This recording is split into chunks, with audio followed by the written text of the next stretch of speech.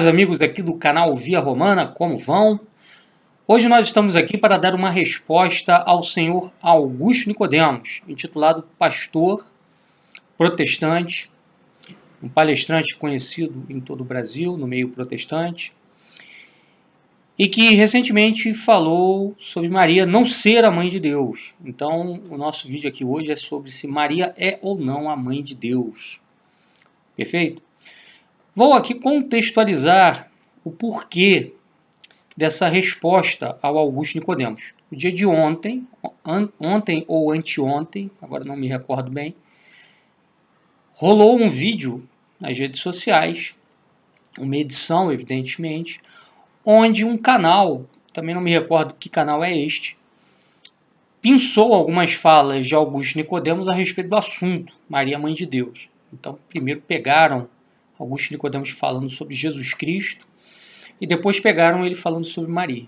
Então, a primeira parte, onde ele fala de Jesus Cristo, ele diz que Jesus Cristo tem duas naturezas, humana e divina, e essas duas naturezas estão absolutamente integradas, de maneira que Jesus não pode ser separado de sua natureza humana e divina, e que ele é 100% homem, 100% Deus, e não 50% homem, 50% Deus.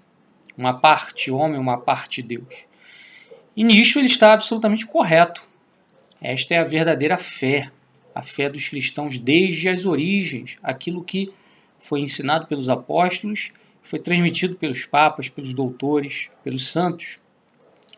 Neste ponto, nós católicos e protestantes estamos em absoluto acordo. Perfeito?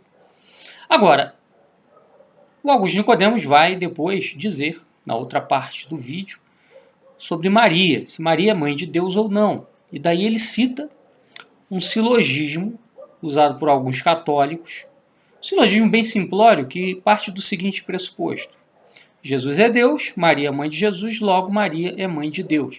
O silogismo está correto, mas ele precisa ser melhor destrinchado, porque existe uma confusão enorme no meio protestante a respeito desse assunto. Os protestantes pensam que os católicos alegam, ao dizer que Maria é mãe de Deus, que ela é a mãe da substância divina de Jesus. Que é exatamente isso que Augusto Nicodemos fala, ou parece indicar, lá nesse áudio, nesse vídeo que foi feito através de algumas palavras dele a respeito do assunto. Lá ele diz o seguinte: não, Maria é só mãe da parte humana de Cristo e não da parte divina de Cristo. Ora, o problema todo é que o próprio Augusto Nicodemos diz antes que Jesus é homem e Deus, e a natureza humana e a natureza divina em Jesus estão absolutamente unidas, integradas, não podem ser separadas. Então não existe uma parte humana em Jesus e uma parte divina. Quer dizer, ele próprio se contradiz. E se contradiz porque ele pensa que a doutrina católica diz isso, quando na verdade não diz. E me espanta muito o fato de um indivíduo se intitular pastor, deve ser inclusive até diplomado como doutor em teologia. Imagino que, se eu não estou enganado, o Augusto Nicodemos é da Igreja Presbiteriana, que é uma igreja que zela, que preza pela formação dos seus ministros, que ele, como ministro presbiteriano, não conheça o dogma Maria Mãe de Deus, que é um dogma que foi estabelecido em dois concílios, o concílio de Éfeso, 461, e o concílio de Calcedônia, 451. Quer dizer, deveria, no mínimo, ter lido o texto dogmático desses dois concílios, o texto que canonizou essa verdade de fé, para entender exatamente o que a Igreja Católica pensa quando fala disso, o que ela quer dizer quando fala disso, e ele não leu. Então, nós hoje aqui vamos tratar desse assunto para destrinchar essa confusão. Perfeito? Então, o primeiro ponto a ser colocado aqui é o seguinte, que Jesus Cristo é Deus, sim. Jesus Cristo é a segunda pessoa da Santíssima Trindade. Deus é um só, mas nele há três pessoas: o Pai, o Filho e o Espírito Santo. Entre o Pai, o Filho e o Espírito Santo há uma identidade de natureza, de substância. Ou seja, o Pai é Deus, o Filho é Deus, o Espírito Santo é Deus. O Pai é infinito, o Filho é infinito, o Espírito Santo é infinito. O Pai é todo-poderoso, o Filho é todo-poderoso, o Espírito Santo é todo-poderoso, etc. Os atributos que existem no Pai existem no Filho e existem no Espírito Santo. Então não existe diferença nenhuma entre os três no que tange à natureza. Por isso eles são um só Deus. A diferença que existe entre o Pai, o Filho e o Espírito Santo é a diferença de relação. O Pai é Pai em relação ao Filho, o Filho é Filho em relação ao Pai e o Espírito é Espírito em relação ao Pai e o Filho.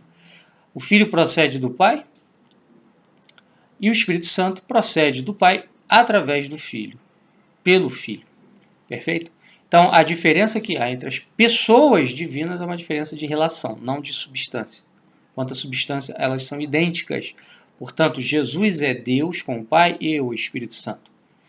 Esse é o dogma da Santíssima Trindade, que é aceito pelos protestantes, assim como pelos católicos. Perfeito?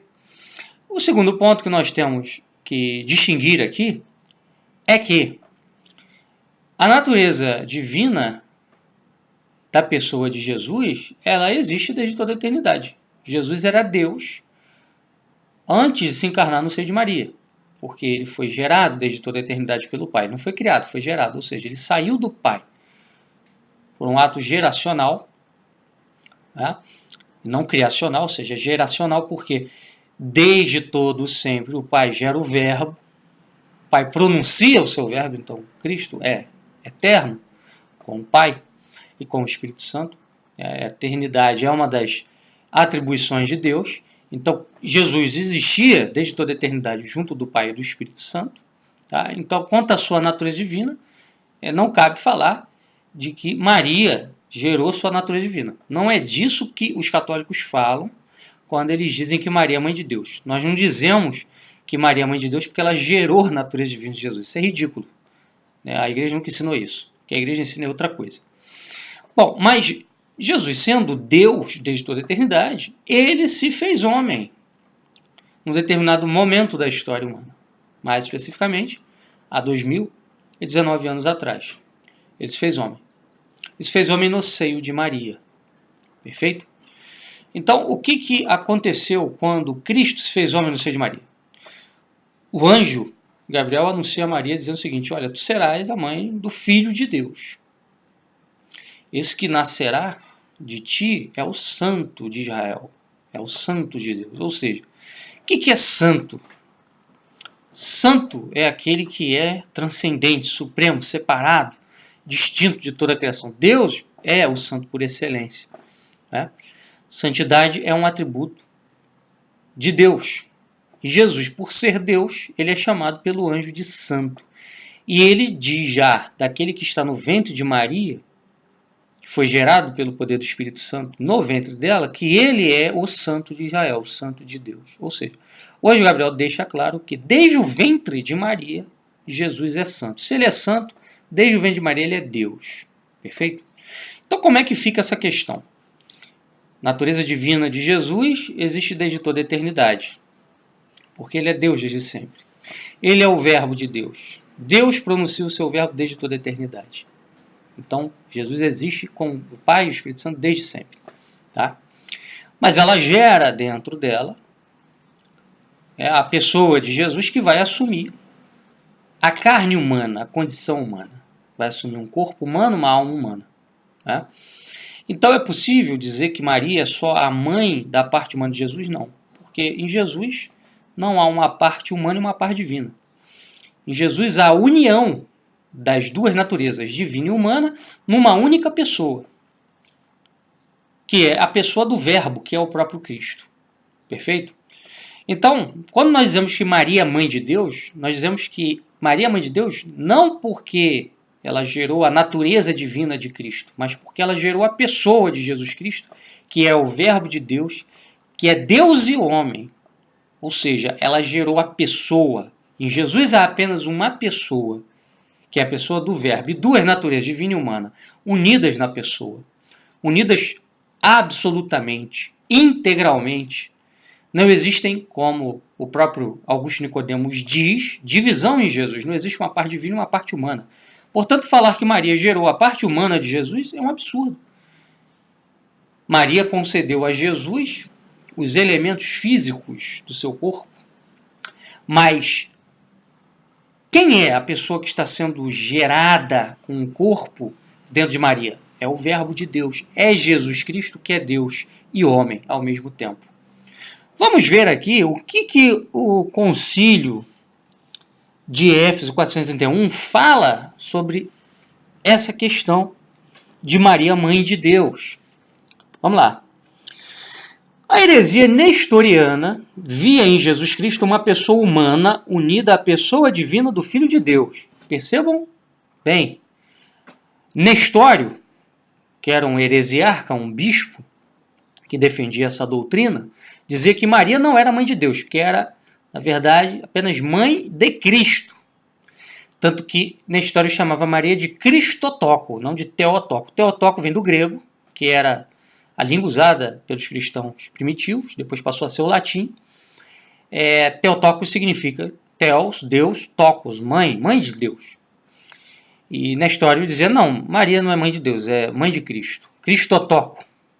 Perfeito? Então ele dizia que em Jesus havia duas pessoas, a pessoa humana e a pessoa divina, uma unida à outra. Duas pessoas separadas, distintas. Tá? Aliás, separadas não, unidas, mas diferentes. Duas pessoas diferentes. Diante dessa afirmação de Nestório, Cirilo de Alexandria e o terceiro concílio ecumênico reunido em Éfeso 431, perfeito? Confessaram que, vejam a confissão que foi canonizada pelo concílio de Éfeso em 431, que reunia todos os bispos cristãos do mundo da época. O verbo, unindo a si mesmo, em sua pessoa, uma carne animada por uma alma racional, se tornou homem. Tá? Então, a pessoa do verbo, unindo a si mesmo, uma carne humana, animada por uma alma humana, se tornou homem. Então, veja, o concílio de Éfeso diz que o verbo, ele é uma única pessoa que uniu a si duas naturezas, humana e divina. Perfeito? Ele não fala de duas pessoas. A pessoa humana de Jesus é a pessoa divina de Jesus. Tá? Não tem isso. Tá? Aí, continuando, o concílio de Éfeso vai proclamar também que a humanidade de Cristo não tem outro sujeito senão a pessoa divina do Filho de Deus. Então, a humanidade de Jesus Cristo tem apenas um único sujeito. O homem Jesus Cristo é um único sujeito. Que sujeito é esse? É a pessoa divina do Filho de Deus. Então, a pessoa divina do Filho de Deus é também o homem Jesus Cristo. Não existem duas pessoas em Jesus. Portanto, não se pode falar de Jesus homem, mas do Jesus Deus que se fez homem. Tá? Continuando.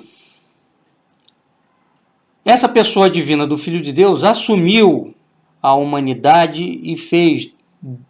e a fez sua, desde sua concepção no seio de Maria. Então, desde o seio de Maria, a pessoa do Verbo é também a pessoa de Jesus, homem.